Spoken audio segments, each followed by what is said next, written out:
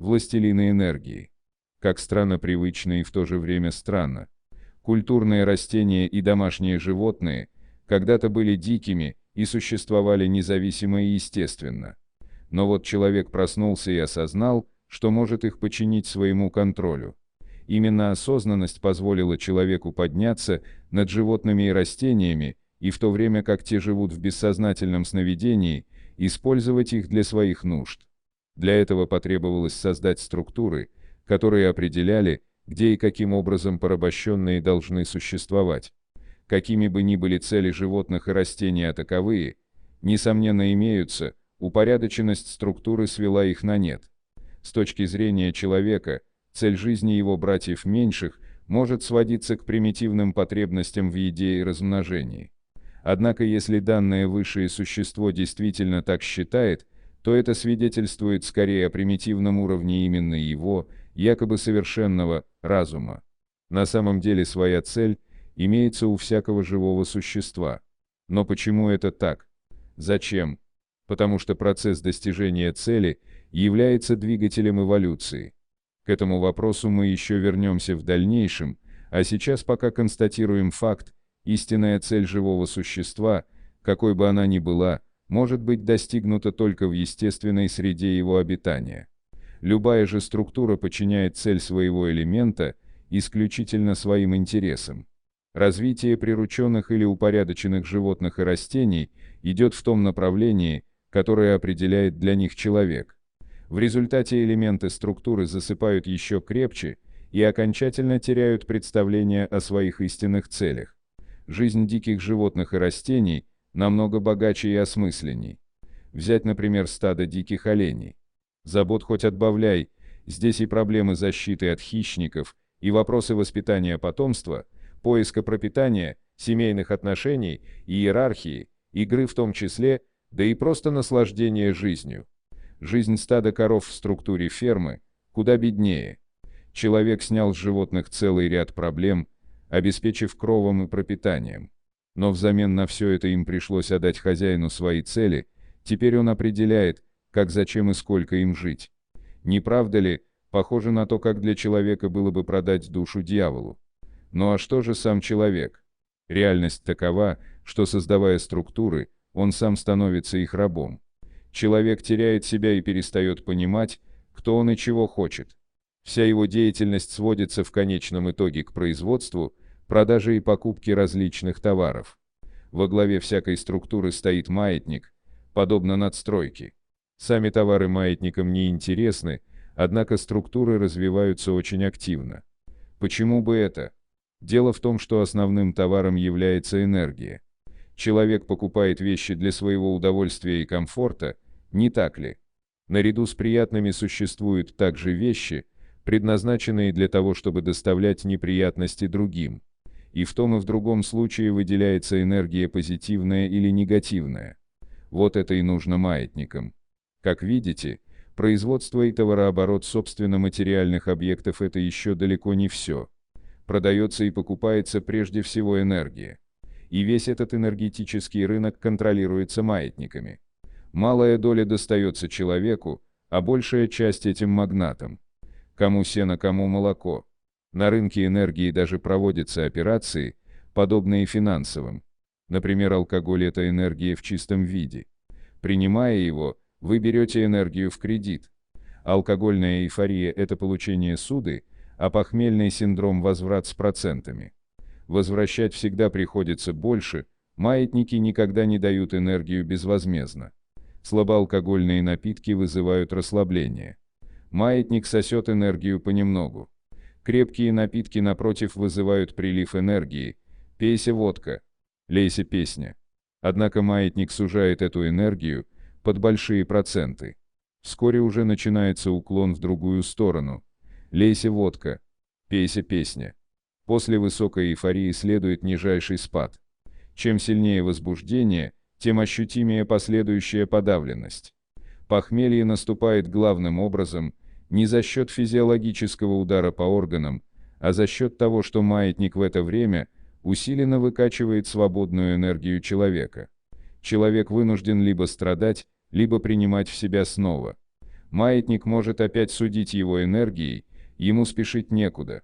Расплата наступит неотвратимо, рано или поздно. Это от бармена можно убежать, не расплатившись. От маятника не уйдешь. И чем дальше зашел человек в своей задолженности, тем более жестокая его ожидает расплата. В таком состоянии свободная энергия должника находится в полном распоряжении маятника. Человек ощущает совершенно буквально, как будто кто-то вцепился клешнями в его энергетическое тело в районе сердечной чакры. Маятник ставит условие: либо надо принять еще, либо пытка будет продолжена. Поскольку воля человека – это, собственно, его свободная энергия, постольку он и становится таким слабым и безвольным. Это является главной причиной алкоголизма. Если человек принимает еще, ему опять сужается часть энергии, но за этим неизбежно следует все более тяжелая расплата. Может остановиться сердце, как оно часто и бывает. Маятник оставит человека в покое, только когда с него больше нечего взять, и если тот выживет его счастье. Самый первый кредит всегда самый щедрый и праздничный, как презентация. Как известно, первый в жизни бокал вина действует весьма впечатляюще, но впоследствии с каждым разом ощущения не то чтобы притупляются, но становятся все менее приятными. Маятники раскошеливаются только за тем, чтобы привлечь в свои сети. Расплата же всегда ведется жестко и безо всяких поблажек. Поэтому, если берешь такого рода кредит, нужно поддерживать осознанность на особо высоком уровне и отдавать себе отчет в своей платежеспособности. Спившиеся бомжи – это вовсе не опустившиеся люди, как принято считать. Эти несчастные просто не сумели рассчитать свои силы и вовремя расплатиться за кредит, поэтому и по сей день ходят в долгах. Судо берется снова и снова, и с каждым разом расплата все тяжелей. А начиналось все так радостно, за праздничным столом. Процесс падения набирает обороты незаметно, но неотвратимо, и затем перерастает в лавинообразный. Природа индуцированного перехода очень коварна, и каждый может быть затянут в его воронку.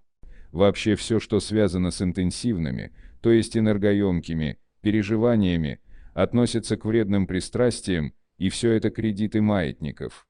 Почему вредным? Потому что маятники по своей природе агрессивны и склонны к увеличению энергии конфликта. Все то, что привлекательно, но вредно, для человека рано или поздно плохо кончается.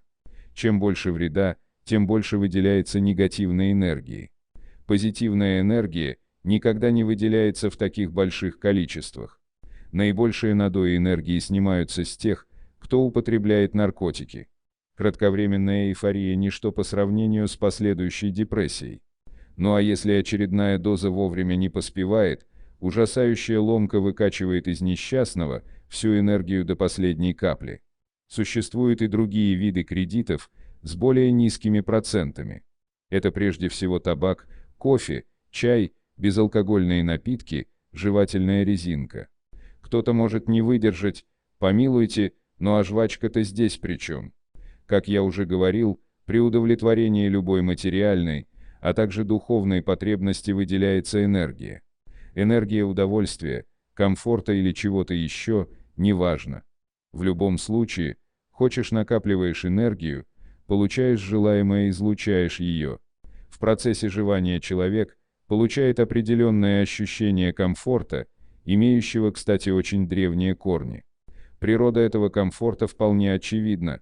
Когда ты ешь, все в порядке, а вот когда едят тебя, дело дрянь.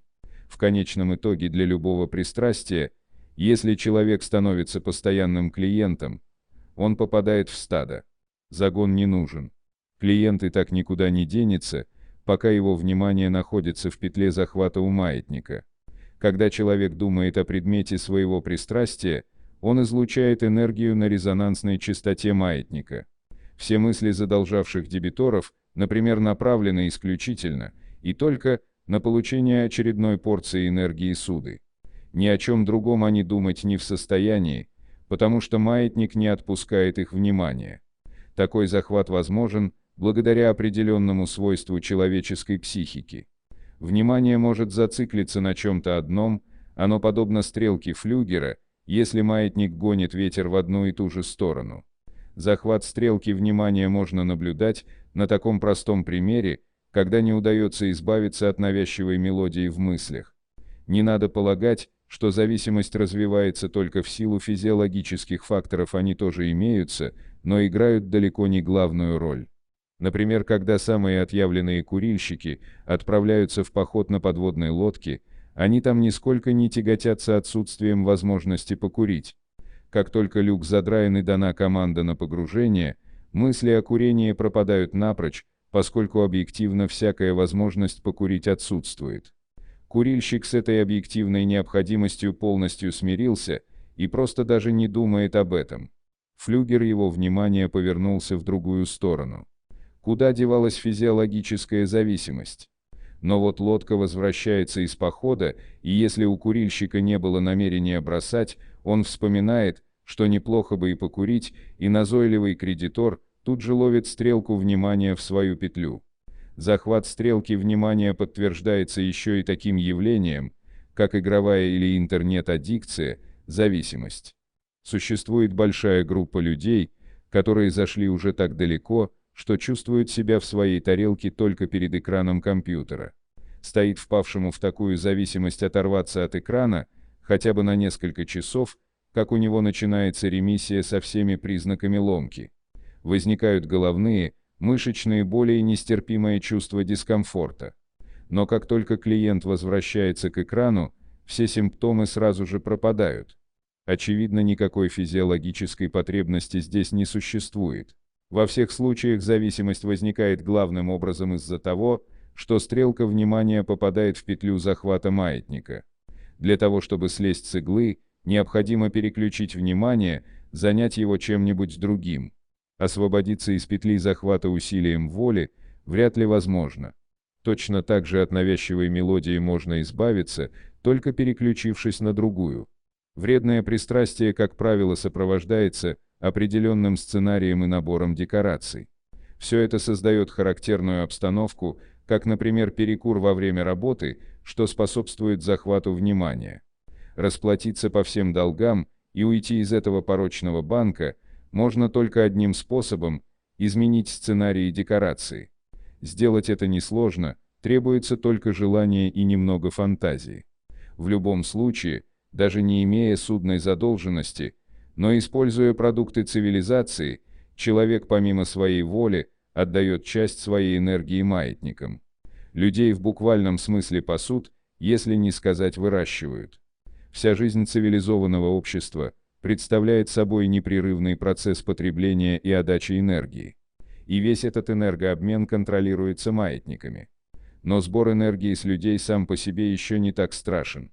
Главная опасность структуры состоит в том, что она сводит на нет индивидуальные пути своих элементов. Член структуры утрачивает даже само понятие о существовании своей стези. Человек начинает не только выполнять то, что велит структура, но даже и хотеть именно то, что ей выгодно.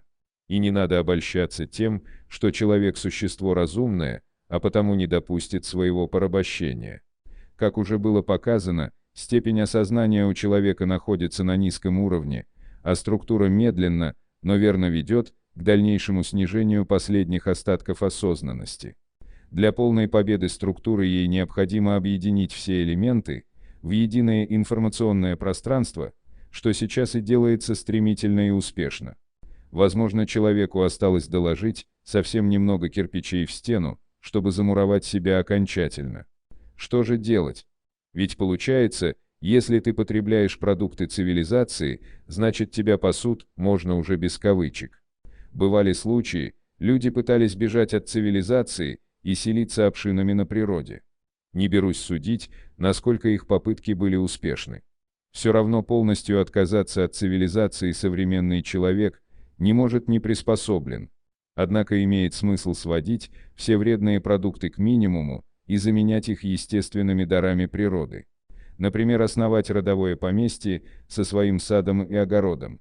Главное преимущество такого оазиса живой природы в пустыне цивилизации в том, что нормы и стандарты там устанавливает хозяин, а не структура. И вовсе не обязательно копаться в грядках тем, кому это не по душе. У каждого должна быть возможность устанавливать законы своего бытия самостоятельно. Захочу все заасфальтирую, а захочу разведу буйство природы во всем ее диком безобразии. Другой путь для горожанина может заключаться в переходе на питание исключительно натуральными продуктами. Но и для этого необходимо прежде всего проснуться и осознать, что красивое яблоко, выращенное в структуре и купленное в супермаркете, по своим свойствам годится лишь для полноценного элемента этой структуры, с полным набором болезней, вытекающих из такого питания. В общем пути имеется множество, и каждый выбирает для себя свой. Для меня примером всегда будет служить один одичавший кот, с которым я имел честь познакомиться. Мы с приятелями любили выбраться в лес на вкусный костер, чтобы отдохнуть от благ цивилизации. Однажды, привлеченный интересными запахами, к нашему лагерю подобрался здоровенный котяра. По всей видимости, когда-то он был домашним, но потом в силу каких-то причин оказался в лесу и одичал. Судя по размерам, этот лохматый обормот весьма успешно промышлял птичками и мышками. Хотя такой котище вполне мог и кролика завалить. От угощения он не отказался, однако без лишних церемоний хватит бежать. С тех пор мы еще не раз встречали кота в лесу. Угощаться усатый любил, но фамильярничать с собою не дозволял. Поистине кот был настоящим трансерфером. Он познал вкус реальной свободы, и хотя еще иногда не отказывался соприкасаться с цивилизацией, свою независимость уже не променял бы ни на какие блага. Предметами цивилизации все-таки можно пользоваться, не входя в зависимость. Свободную личность из стада выделяет осознанность. Нужно лишь проснуться и отдать себе отчет, что вокруг происходит. Вот и мне удалось узнать обо всем этом, а затем рассказать вам только потому, что вообще-то это секрет. Но вам, дорогой читатель, скажу. Я одичал. Я сбежал с фермы.